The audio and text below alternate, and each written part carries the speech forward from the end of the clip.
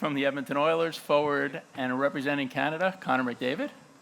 From the Carolina Hurricanes, forward and representing Finland, Sebastian Aho.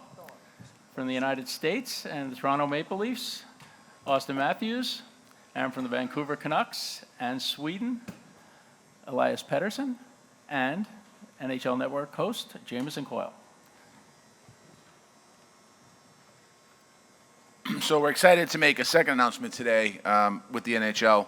Next February, the NHLPA and the NHL will host the Four Nations Face-Off, featuring the top NHL players from Canada, the United States, Sweden, and Finland. This tournament will take place in two cities, one in Canada, one in the United States. As I mentioned in our prior announcement on the Olympics, NHL players are the best players in the world who crave competition and an opportunity to measure their game against their peers. This marks a new era for international hockey, which will start with NHL players from our four strong hockey nations competing against one another in a mid-season tournament, and we have no doubt they will produce exceptionally compelling hockey for fans and stakeholders all across the world. NHL players are certainly thrilled about the opportunity to represent their countries, and we know that players involved will put on a great showcase of their talent for 1 year from now in the Four Nations Face-Off. We view this event as a building block to a larger World Cup, an important tournament to the players. We are pleased to have the Olympic agreement complete, as we mentioned earlier today, and now we can turn our focus towards finalizing the World Cup schedule. I'd like to this opportunity again to thank the team at the NHL, Deputy Commissioner Bill Daly and his team, the team at the NHLPA, Rob Zepp and his team, and it's been exciting to have these conversations. These guys that are on the stage here today, every one of them either talked to me or Ron personally saying this is what we want to get international hockey back into the NHL. And this couple of global series is truly, we have an amazing opportunity. So I want to say thank you, and it's my honor to bring to the podium Commissioner Gary Bettman. Thank you, Marty. What I'll briefly add to what Marty has said is our intention in terms of an international calendar is to go to the Olympics in 2026, 2 years later play a World Cup, 2 years after that go to the Olympics in 2030, and 2 years after that play a World Cup. That's the cycle we want to get on. We both collectively, our organizations, know a lot about putting on events, this weekend being a good example, and it's a major undertaking to do an international competition on relatively short notice, and we're only about a year out. So the notion was, let's do a little bit of international competition as a bit of an appetizer for the schedule that I just laid out. And so we'll play the Four Nations tournament. We're going to play some games in Canada, some games in the United States. Locations have yet to be finalized, but our view was this was a great way to kick off the calendar that we've agreed upon and that I've just outlined. And with that, I'll turn it over to Jamison and the stars of the show. Commissioner, Marty, thank you very much. Guys, thank you for being here. We know it's a busy weekend for you. Commissioner, I want to start with you. We've had Olympics and other international events in the past, but how did the Four Nations Face-Off come to be?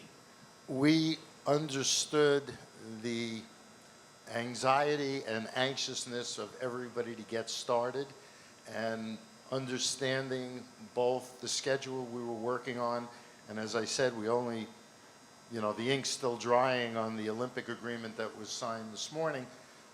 We felt that we wanted to do something, but we couldn't get ready in a year for a full-blown World Cup. This gets us started and puts us on a schedule that I think everybody is not just excited about, but really comfortable with. Marty, we have 4 players up here from 4 different countries. How did these 4 countries get chosen for this event? Well, we were putting the list together to see where we can have it, how we can do it, and ultimately we had conversations internally talking to players, and we settled in these 4 countries. There's other countries that would want to be here, but as the commissioner just mentioned, we didn't have enough time to be able to put a bigger tournament on. So we were able to just look at the four countries. We were in Sweden this year for the global series. We were playing. There's other teams in this league, other players that are a little upset that they're not sitting on the stage right now. But 2026, 2028, 2030, 2032, there'll be plenty of opportunity. Connor, I know you've publicly said you've been hoping for something like this for a while now. It's finally here. What's it going to be like for you to represent Canada? Yeah, just the opportunity to do that is a dream come true. Obviously I've been vocal about this. I feel like it's important for hockey as we continue to try to grow our game internationally and at home. I think it's a great thing. It's an exciting schedule, something that people can look forward to. Every 2 years, every second year. It's something that I know the four of us are super pumped about, and obviously the Four Nations Cup. It's going to be exciting. Four great teams that are going to be competing, and I can't wait. Auston, you get to represent the United States for the first time as an NHLer. What is that going to be like?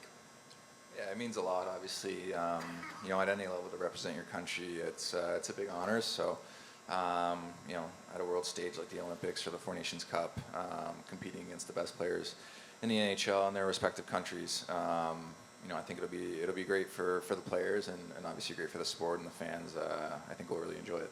Sebastian, international events back where you're from are a big deal. What do you think the reaction back in Finland is like right now hearing this news? I'm sure people from Finland and all over Europe are pumped to hear these news, and obviously the players and whoever get to be part of this is great stuff. I mean, our generation hasn't been able to do that as an NHL player, so I'm very pumped, and I know there's a lot of people from back home who are very happy to hear this. Elias, you've had the chance to represent Sweden on the international stage. Describe that moment, what that feels like. It's special. I mean, you get to represent your country. You got a whole country behind you, so it's special, and I'm very excited for this announcement. And yeah. Sebastian, you're from Finland. Of the four countries represented here on stage, much smaller population, yet in these international events, you guys always show up and usually do quite well. What's the secret to that? I can't tell you, You can tell me, you can't tell these guys. Yeah, I don't know. I don't know. I think every time, I think it's the whole nation is behind you, and like the team is bonding it very well, and it's just I don't really know. I don't really know what it is, but I always enjoyed going whenever I had the chance to play for Team Finland. Elias, I'll go back to you on this one. We always love a good rivalry in sports, whether it's in the NHL or at an international event. You got Sebastian Aho over there, Finland, Sweden. You've been in that rivalry. Take me on the ice. What makes that one so special? Yeah, it's a rivalry going far back in the days.